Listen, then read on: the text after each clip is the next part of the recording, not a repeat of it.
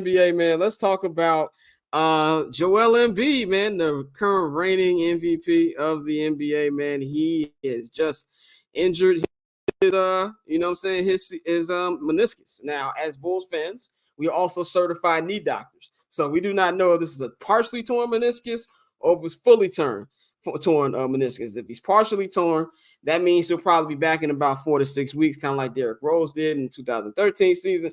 But if he's fully torn, the MVP is cooked for the season. Now, the question isn't about the injury. Let's be real. This just is who Joel Embiid is. The question that's been going around in the NBA this week is the 65 game rule, for those of you who are out the loop but don't know about the 65 game rule, you have to play at least 65 games to be eligible for all NBA awards and different incentives in your contract. And this is something that a lot of the players don't like, but the union did agree to. Tyrese Halliburton came back a little bit early because he was missing out on $40 million in his incentives, and he got re-hurt. And even now he's on a minutes restriction. We saw the same thing with Joel Embiid, and he got hurt at, when people say he was bullied into playing against the Warriors. This is my thing with the whole 65 game thing. Is it unfortunate that this has happened to Joel Embiid? Yes.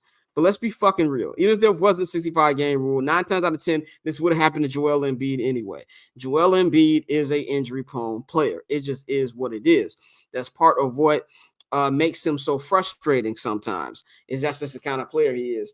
But this is just basically the players are just getting what they played around with the fucking load management, and this just is what it is. Even now, there's some games where we don't know who's playing. Yesterday was supposed to be a big marquee matchup between the Lakers and the Celtics, and LeBron and fucking Anthony Davis didn't play.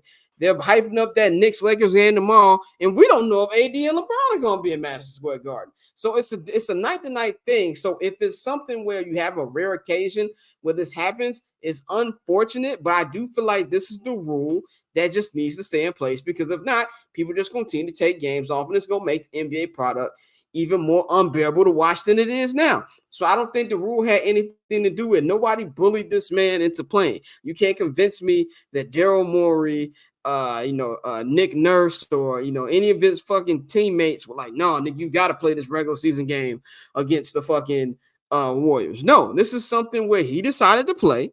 Maybe he was listening to what people were saying on talking heads, us, other people, in the sports media saying he needs to play. He's ducking smoke from the MVP. I thought that for a little bit too, but it does seem like he actually is hurt, because he can only miss, I think it's 4 or 5 games before he's ineligible for being MVP. And that's going to open the door up for guys like Shai Gilgeous-Alexander and Jalen Brunson to come in and take their MVP. So I don't feel like it's an unfortunate situation, but I feel like the rule should stay the way it is, man. Bang, what do you feel about the rule in general, and like how Embiid's injury is just kind of like bad timing? I always thought it should have been amended for legit injury type of situation, because there's going to become a time that somebody has a legit injury and they're like play 64 games instead of 65. I like the rule though, because quite honestly, if you have somebody winning 50, like playing 50 games, winning MVP or all NBA anything, that should not happen anyway. So, 65 is a good number. I do think it needs to be amended for legit like injuries compared to like load management and stuff like that. Like, LeBron saying, LeBron and AD being out, you could tell it was load management, just done correctly. 100%. Yeah, but no problem with the rule.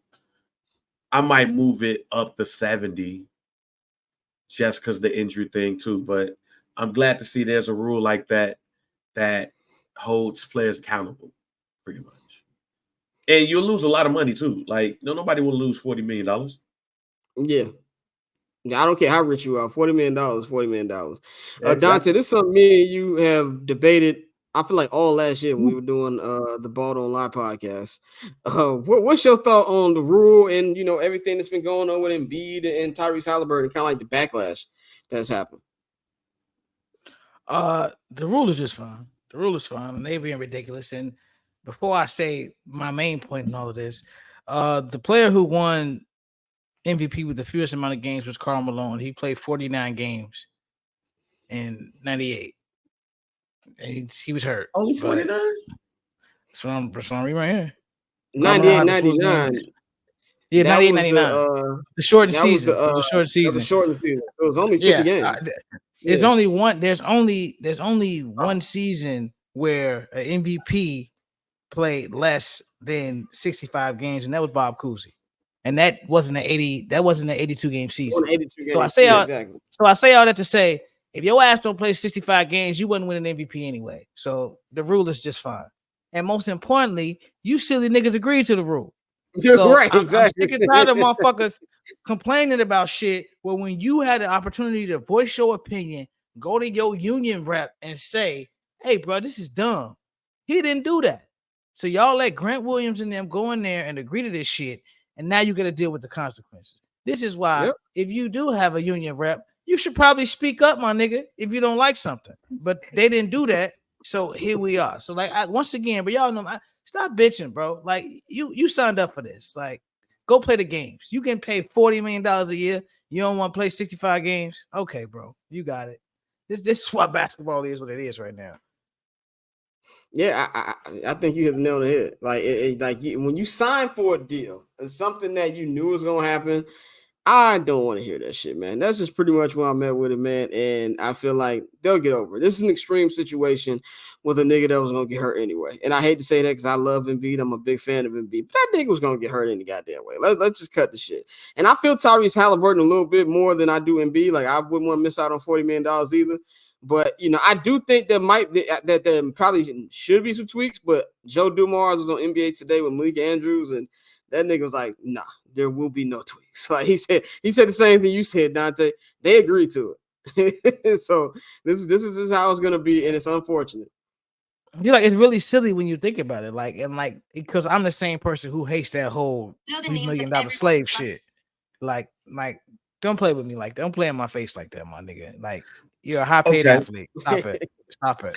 But see, that's why I measure legit and load management, because Tyrese Halliburton and Joel Embiid, but Tyrese Halliburton is probably gonna lose $40 million off of being legit injured, and probably that's why he's playing right now. He on a minutes restriction.